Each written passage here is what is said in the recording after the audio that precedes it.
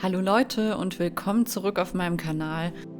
Ich zeige euch heute, wie ich dieses wunderschöne Waldgemälde gemalt und mit goldenem Blattmetall verziert habe. Also richtig schöne Effekte, mal wieder Gold und Grün.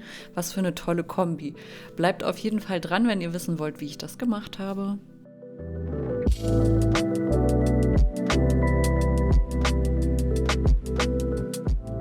Für mein Waldgemälde brauche ich auf jeden Fall wieder viele schöne Farbtöne, damit es auch lebendig aussieht und auch die tiefen Farbtöne richtig schön strahlen und eine gute Sättigung haben.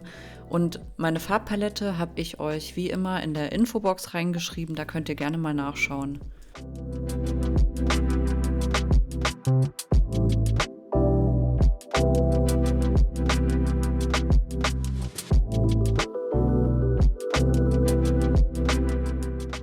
Das Gemälde ist übrigens ein Auftrag und es ist mein klassisches Eden-Motiv, also dieses wunderbar mystische Waldgemälde mit verwunschenem See und ja, diesmal ist es in einem Querformat und es soll außerdem noch mit goldenem Blattmetall verziert werden, was für mich nochmal ein besonderes Highlight ist.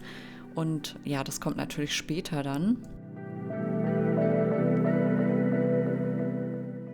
Eden ist ein Motiv, was ich schon sehr häufig gemalt habe und auch in vielen verschiedenen Größen schon angefertigt habe. Also mal im Quer-, mal im Hochformat, alles Mögliche war da schon dabei. Und das hatte ich vor ein paar Jahren mal einfach so frei gemalt und irgendwie hatte das einen sehr guten Anklang gefunden und seitdem male ich das einfach als Auftrag immer mal wieder. Natürlich sieht es immer so ein bisschen anders aus, es geht ja nie zu 100% gleich, aber ich habe natürlich hier eine Vorlage und deswegen seht ihr mich da auch immer so einen Zettel in der Hand halten, falls ihr euch gefragt habt, warum. Ja, und ich gehe natürlich hier auch genau nach der Vorlage. Ich habe mir alles vorgezeichnet. Ich mache das ja immer mit so einem Raster, dass ich mir das Raster vorzeichne und dann ungefähr weiß, wo was sein muss. Und ja, da versuche ich natürlich, das so exakt wie möglich dann nachzustellen, nachzumalen. Und ich finde es auch übrigens immer sehr beruhigend, dieses Bild zu malen. Ich finde, das ist einfach so ein Kraftort, den ich da aus meiner Fantasie irgendwie gezaubert habe. Und ja, der kann einen in schwierigen Situationen auch so ein bisschen runterbringen. Also auch Malen hat eine therapeutische Wirkung, definitiv.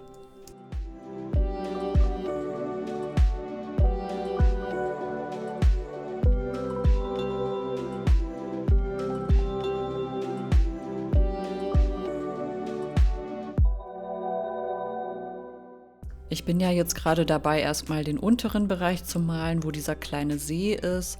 Und um so ein paar schöne Effekte da reinzukriegen, nehme ich mir natürlich wieder mein Malmesser. Das ist essentiell für dieses Bild. Und ich arbeite auch möglichst nass in nass, also an einem Stück. Und deswegen unterteile ich mir das Bild einfach in mehrere Abschnitte, sodass ich immer alles an einem Stück malen kann und auch direkt ineinander verblenden.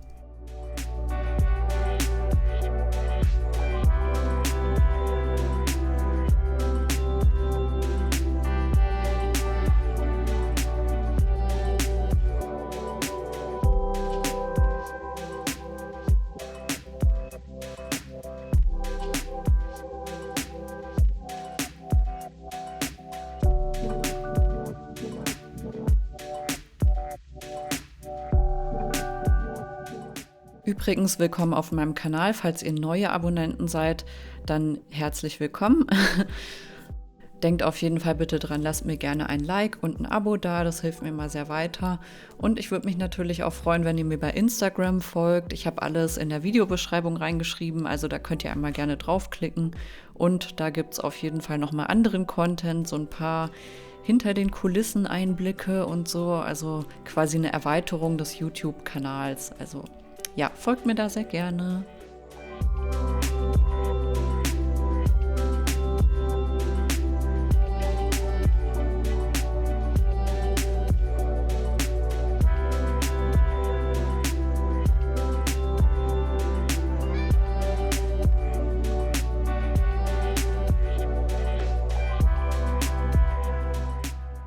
Jetzt geht es hier erstmal weiter mit dem oberen Bereich. Da ist einmal der rechte Teilbereich mit diesem kleinen Waldstück oder diesen Büschen und den Bäumen. Und da versuche ich natürlich auch so eine Tiefenwirkung zu erzielen, indem ich etwas hellere Stellen die quasi beleuchtet werden sollen, akzentuiere und dann auch noch so einen etwas bläulicheren Hintergrund einfüge. Das mache ich komischerweise bei diesem Bild immer als letztes oder nicht an erster Stelle. Meistens arbeitet man sich ja von hinten nach vorne vor. Mache ich jetzt hier einfach nicht, weil ich halt wirklich direkt nach der Vorlage gehe und da ganz genau darauf achte, dass ich alles an der richtigen Stelle setze, weil es halt wie gesagt ein Auftrag ist und da muss es eben stimmen.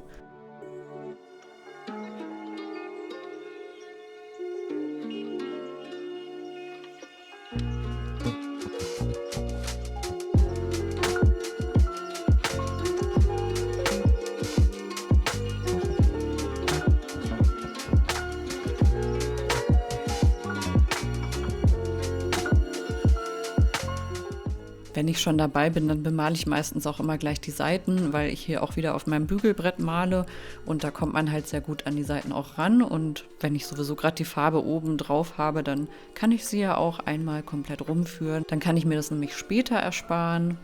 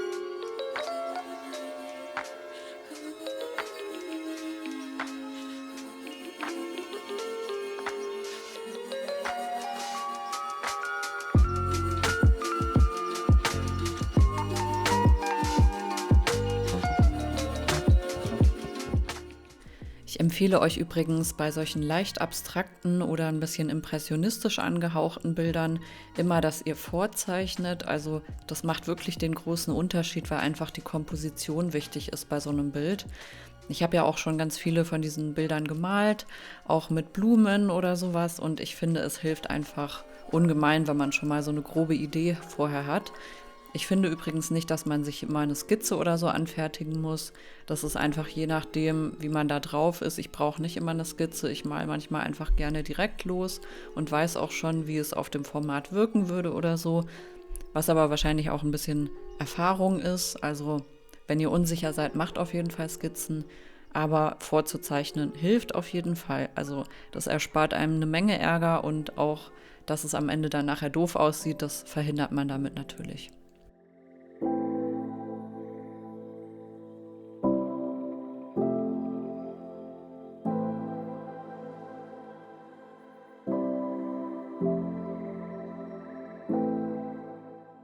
Ich bin jetzt hier auch schon bei dem Blattwerk angekommen, auf der linken oberen Hälfte des Bildes. Und das ist der komplizierteste Bereich, weil der muss einfach gut aussehen am Ende, sonst ist das ein riesengroßes Kuddelmuddel. Es soll ja einerseits aussehen wie echte Bäume, wo so ein bisschen die Äste runterhängen und aber auch die Sonne so ein bisschen drauf scheint. Es müssen aber viele verschiedene Grünabstufungen sein, damit man das sozusagen auch abnimmt, dass es von der Realität inspiriert ist.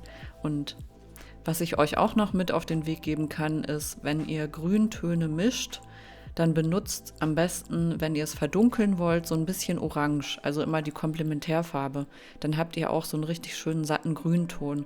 Macht möglichst nicht so viel mit Schwarz. Also ich mische sehr gerne das Grün, dieses Saftgrün zum Beispiel, mit einem Cadmium-Orange, damit es einfach richtig schön lebendig wird.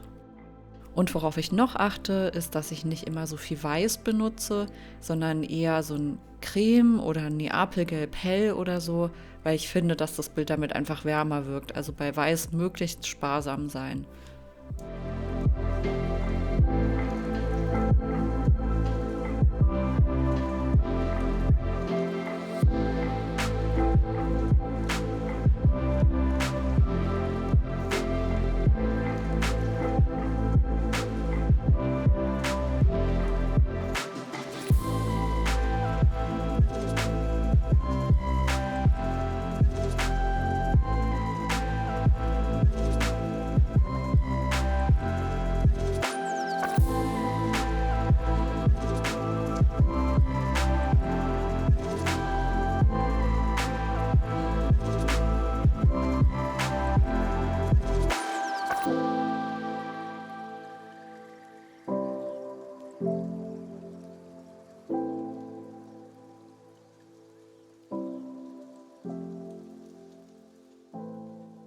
Ja, nebenbei telefonieren ist natürlich eine tolle Idee beim Malen. Da hat man natürlich so richtig schön die Hände frei. Grüße gehen raus an Sandy, falls sie dieses Video sieht. Ich weiß, dass du dir die nicht immer ganz anguckst, aber alles gut.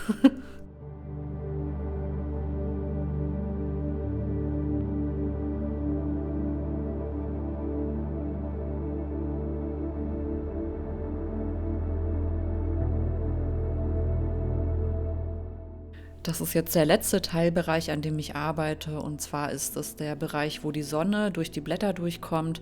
Und da muss ich natürlich genau auf diese ganzen feinen Nuancen achten, dass die an der richtigen Stelle gesetzt werden und so, dass es nicht zu viel Helligkeit ist, sondern nur so ein bisschen. Und ja, da arbeite ich jetzt sehr sauber nochmal dran und nehme mir da auch auf jeden Fall die Zeit für, damit es dann am Ende schön aussieht.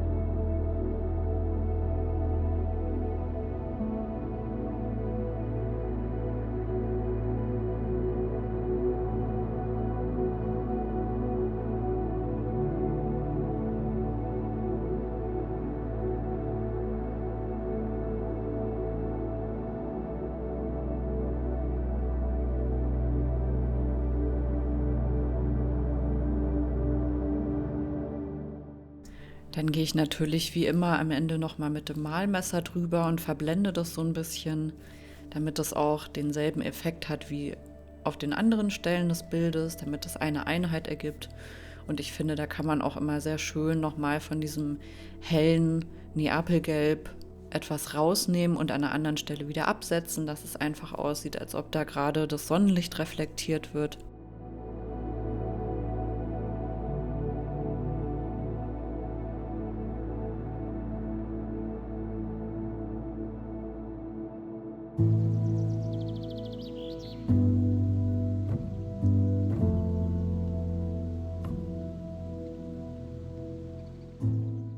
Das Bild muss jetzt einmal komplett über Nacht trocknen und dann fange ich am nächsten Tag an, indem ich diese Akzente setze. Dafür habe ich hier meine Anlegemilch. Die trage ich mir hier mit dem Malmesser auf, weil ich halt auch nur so ein paar Akzente setzen möchte. Ich will da keine dicken Pinselspuren drauf haben oder so, sondern einfach nur so ein paar Tupfer, die dann am Ende Gold werden.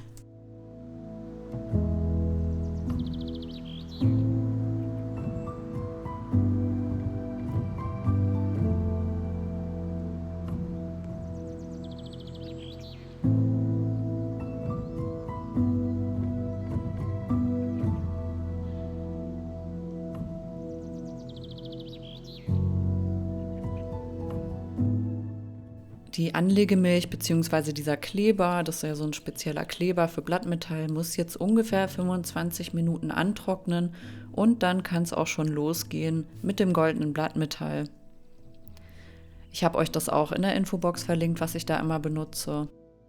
Das ist einfach so richtig schön fein und wenn man das einfach nur so leicht da drüber zieht und ich rupfe das immer so ein bisschen ab und dann reibe ich das quasi mit diesem Rundpinsel ein, dann hat man wirklich nur so ganz leichte Fleckchen Gold, die einfach dieses wunderschöne Grün nochmal richtig in Szene setzen und nochmal so ein paar Akzente reinbringen. Also ich liebe das Bild ohne diese Akzente, aber auch mit den Akzenten. Also ich finde irgendwie beides schön und dieses Gold ist halt nochmal so ein leichtes i-Tüpfelchen oder die Kirsche auf der Torte oder wie man auch immer sagt.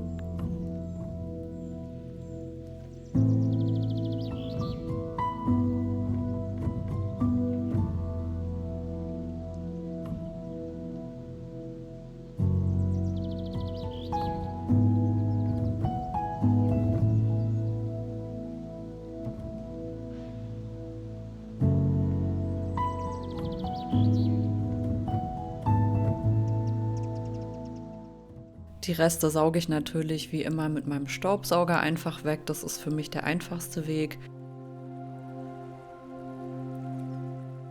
Und jetzt seht ihr auch schon das Endergebnis. Oh, ich finde, es ist so schön. Es ist so eine traumhafte Waldlandschaft, da kann man sich richtig drin verlieren. Und ja, dieses Bild male ich einfach immer wieder gerne in den verschiedensten Formaten. Dieses Bild macht sich jetzt auf die Reise nach Italien. Ja, und ich kann es kaum erwarten, was mein Kunde dazu sagt, wenn er das in echt sieht. Ich hoffe, euch hat das Video gefallen und ihr habt ein paar Inspirationen bekommen. Ich wünsche euch auf jeden Fall ein wunderschönes Wochenende und sage wieder Ciao und bis zum nächsten Mal.